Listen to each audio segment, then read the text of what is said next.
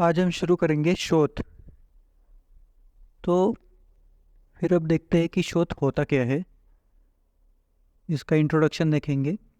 जिस अवस्था में दोष त्वचा व मांस का आश्रय ग्रहण करके उभार उत्पन्न करते हैं, जिसमें पाक की प्रवृत्ति नहीं होती, उसे शोथ कहते हैं। मतलब अब आपके शरीर में जो दोष है, पेशेंट के शरीर में, वो जो विकृत होके वो उनका जो स्थान संचय है वो स्किन और मांस मतलब मसल्स के बीच में करेंगे, लेकिन इसमें पाक नहीं होगा। मतलब घाव जो ओडेमा है वो पकता नहीं है। फिर एक होता है व्रण शोथ में पाक की प्रवृत्ति। व्रण शोथ में पाक होता है। व्रण शोथ मतलब कोई भी घाव हुआ है और घाव की वजह से अगर सूजन हो गई है तो वो घाव पकता है। ठीक है। फिर कुछ आचार्यों ने नीच कारणों से उत्पन्न शोथ को ओडेमा के साथ तथा आगंतुक कारणों से उत्पन्न पाक उत्सेद को व्रण मानते हैं। मतलब देखिए, अब अगर किसी को निजी शोथ हुआ है निजी कारणों की वजह से, तो उसको ओडेमा के साथ हम कोरिलेट कर सकते हैं। और अगर कोई भी घाव की वजह से हुआ है, कोई अगर व्रण शोथ है, कोई कुछ लग गया और उसकी वजह से अगर सूजन आ गई, तो उसको इन्फ्लेमेशन के साथ हम कोरिलेट कर सकते हैं। फिर इसकी परिभाषा देखेंगे। प्रकोपित वात स्व प्रकोप निदानों से दूषित रक्त, पित्त एवं कफ को उत्तान सिराओं में ले जाकर उनके द्वारा अविरुद्ध होकर त्वचा तथा मांस के बीच में आश्रित होकर उत्सेद उत्पन्न करता है, जिसे शोथ कहते हैं। मतलब अब सपोज किसी को घाव लगा या फिर किसी को कुछ लग गया, तो वहाँ पे सबसे पहले वात प्रकोपित होगा, जो खुद प्रकोप है। फिर वो जाके रक्त, पित्त और कफ, इनको भी प्रकोपित कर देगा, दूषित कर देगा। फिर ये उनको उन सिराओं में ले जाएगा जहाँ पे चोट लगी है। फिर अब उन सिराओं में ले जाकर जो मांस और त्वचा के बीच में वो आश्रित हो जाएगा और वहाँ पे थोड़ा सा उभार पैदा कर देगा, जिसे शोथ कहते हैं। जैसे आप इस पिक में देख सकते हैं, उसके पैर में से उभार आ गया है, उत्सेद आ गया है, इसी को शोथ कहते हैं। फिर निज शोथ के निदान। अब पंचकर्मा की व्यापत्ति और संसंजर कर्म का मिथ्या योग। अब अगर किसी पंचकर्मा में अगर मिथ्या योग हो गया हो, तो फिर संसर्जन कर्म मतलब पंचकर्मा के बाद जो हम मंड, पेया, विलेप ये सब खिलाते हैं पेशेंट को, उसमें अगर मिथ्या योग हो गया तो निज शोथ हो सकता है। फिर वमन, अल्सक, विसूचिका, कास, श्वास, अतिसार, शोथ, पांडुरोग, उदर रोग, ज्वर, प्रदर, अर्श ये तथा बगंदर, इन सब के कॉम्प्लिकेशंस के रूप में भी शोथ होता है।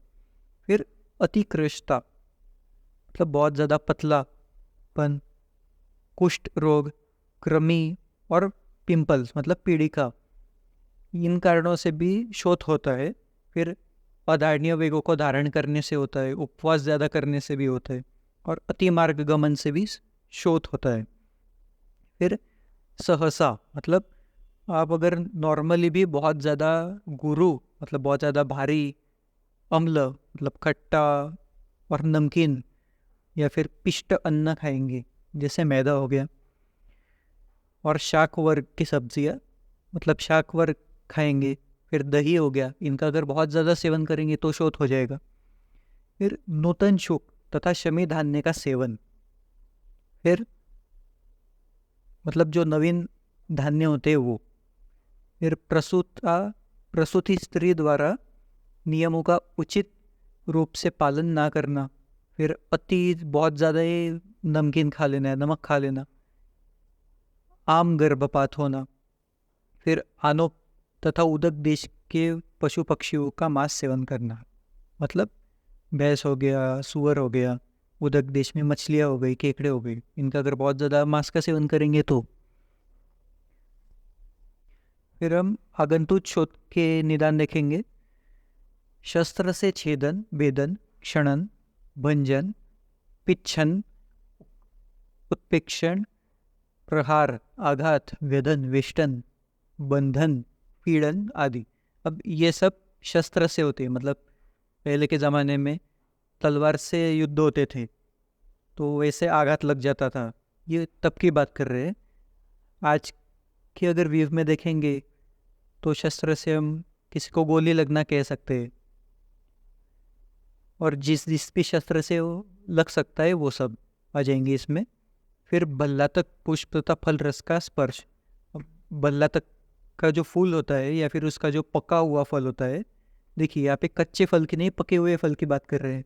अगर वो स्किन को टच भी हो जाए तो आपकी स्किन वहाँ पे सूज जाएगी और लाल रंग की हो जाएगी। फिर केवाच शोक हो गए, कृमि शोक, विषज गुल्म, लता पत्र आदि का स्पर्श होना। फिर विषैले प्राणियों के स्वेद, मतलब कुछ कुछ जो कीड़े होते हैं उनका जो स्वेद मतलब पसीना होता है वो अगर लग गया, उनका मूत्र या मल लग गया तो। फिर विषैले प्राणियों ने अगर काट लिया, अगर सांप ने काट दिया तो वहाँ पे सूज जाता है थोड़ा सा। वैसे अगर बिच्छू ने भी काट दिया तो सूज जाता है, उनका नख, सींग, दंत कुछ भी हो सकता है। फिर समुद्री वायु, मतलब समंदर के आसपास की वायु का बहुत ज़्यादा सेवन कर लेना। विषैली वायु, बर्फ और अग्नि का स्पर्श, ये सब आगंतुक शोथ के निदान हो गए। फिर इसके बाद सामान्य संप्राप्ति देखेंगे तो निदानों का अत्यधिक सेवन करने से, अभी जो हमने जो जो निदान पढ़े उनका अगर सेवन करते हैं तो होता क्या है कि वात प्रकोपित होता है। फिर जो बाह्य सिराएं होती है वहाँ पे जाकर, देखिए जहाँ पे पहले वात प्रकोप होगा फिर वो जाकर कफ, रक्त और पित्त को दूषित करेगा। वो दूषित रक्त पित्त का मार्ग गमन हो जाएगा, ठीक है, और आवरण कर देते हैं उस सिराओं में।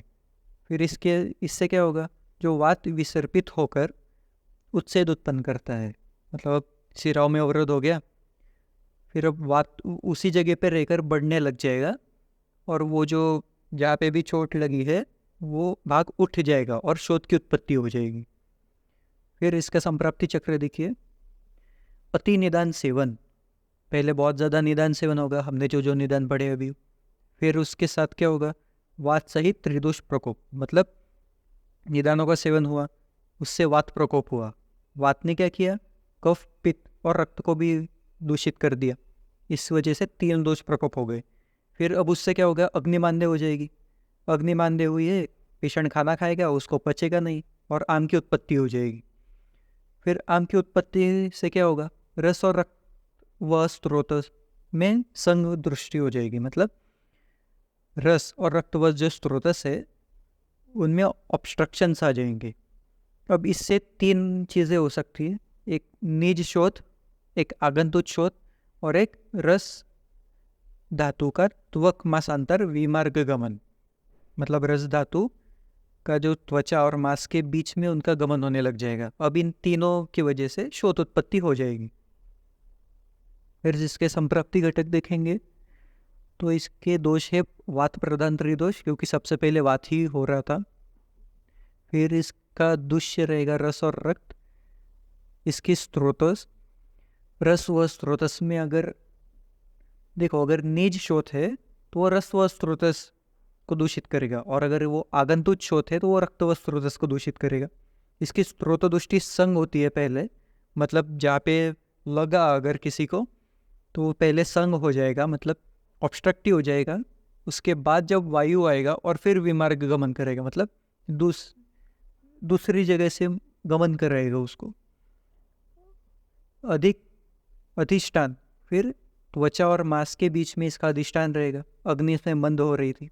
व्याधि स्वभाव चीरकारी है नीच शोथ का, मतलब जो नीच शोथ है उसको बहुत टाइम लगेगा व्याधि होने में, और आगंतुक शोथ आशुकारी होती है, मतलब तुरंत हो जाती है। फिर इसके भेद देखेंगे तो आचार्य चरक के मतानुसार पहला है द्विविध भेद, इसमें निज और आगंतुक शोथ आएगा। 3 प्रकार के उन्होंने बताए, फिर वातज, पित्त और कफज।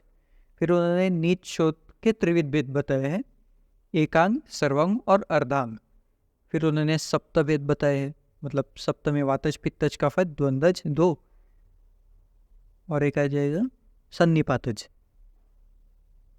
फिर इसके पूर्व रूप देखेंगे तो शोथ जहाँ भी होने वाला है वहाँ पे बहुत ज़्यादा गर्म लगेगा।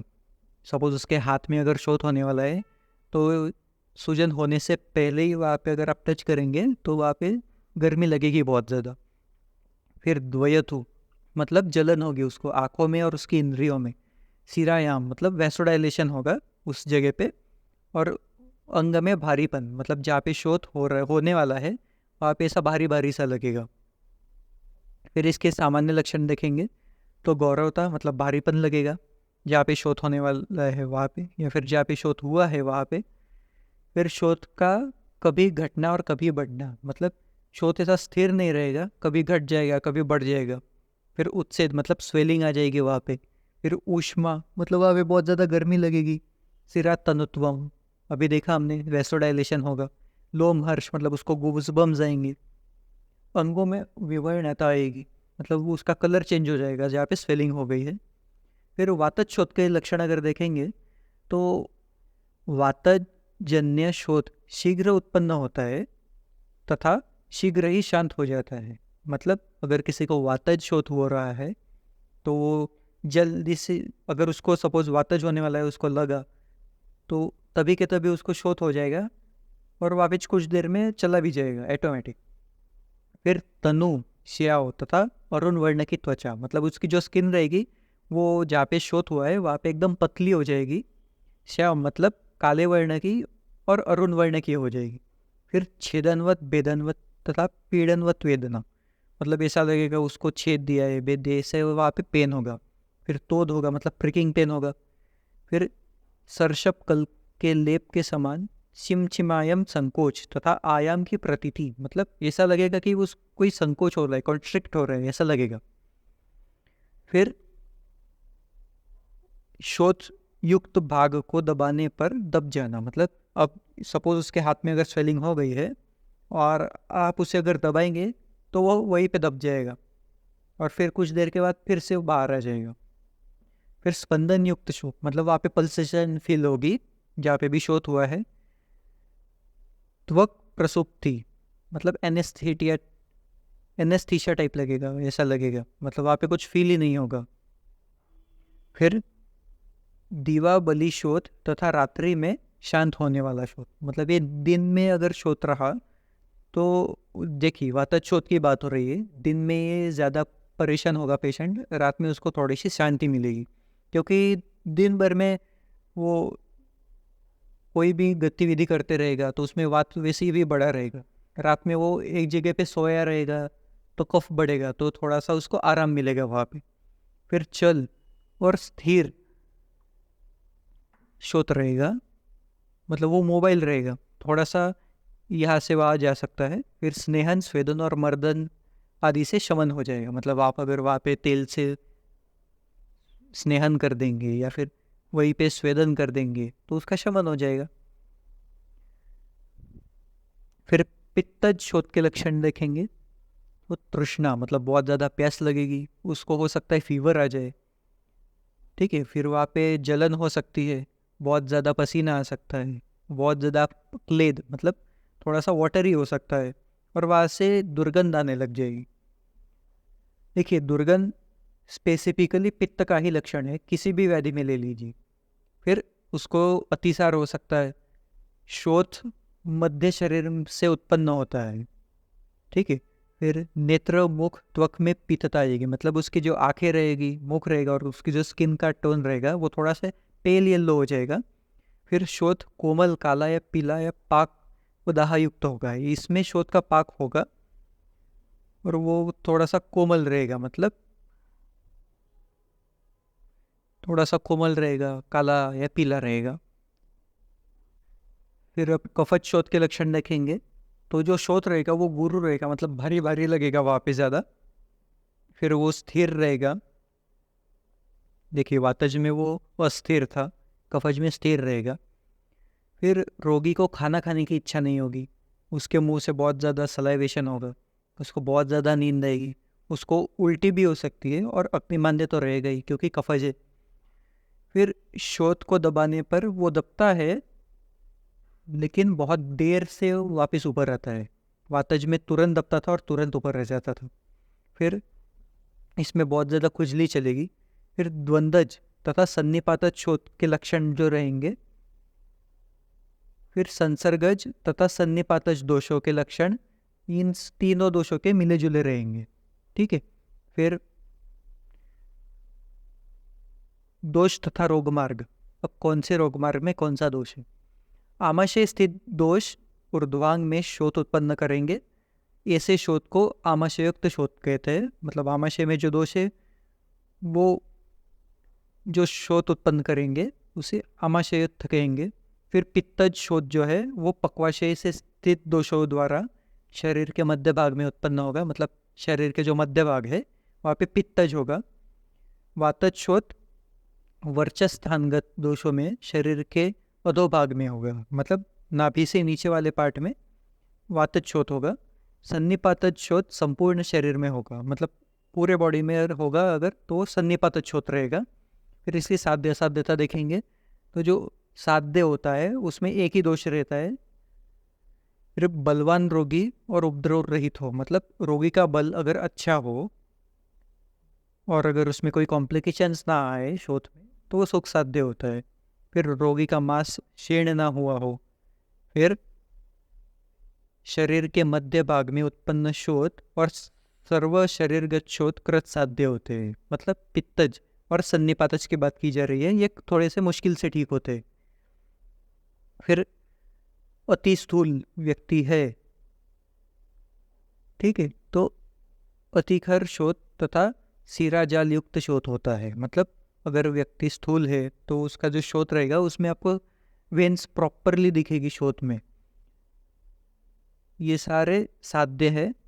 फिर बाल, वृद्ध, कृश और दुर्बल व्यक्ति में उत्पन्न शोथ रहेगा। फिर कुक्षी, उदर और गले तथा मर्म स्थान में रहेगा, वो थोड़ा सा असाध्य टाइप में चले जाएंगे, जिसमें उपद्रव होंगे, मतलब कॉम्प्लिकेशंस होंगे, वो हो जाएंगे। फिर स्त्रियों में मुखपाक, मुख उत्पन्न तथा अधोगामी शोथ हुआ तो। फिर अगर शोथ के साथ अगर किसी को फीवर आया, बहुत ज़्यादा प्यास लग रही होगी, उल्टी हो रही होगी, दुर्बलता आ रही होगी, श्वास लेने में प्रॉब्लम होगी, अस्थमैटिक लगेगा थोड़ा, और खाना खाने की इच्छा नहीं होगी, तो वो असाध्य की श्रेणी में चला जाएगा। फिर इसके उपद्रव देखिए, ये इनसे कॉम्प्लिकेशंस है। अगर ये कॉम्प्लिकेशंस आ गए पेशेंट में तो ये थोड़ा सा असाध्यता तक की ओर चला जाएगा। फिर इसमें वमन होगा, मतलब उल्टियाँ होगी, श्वास लेने में दिक्कत होगी, अरुचि होगा।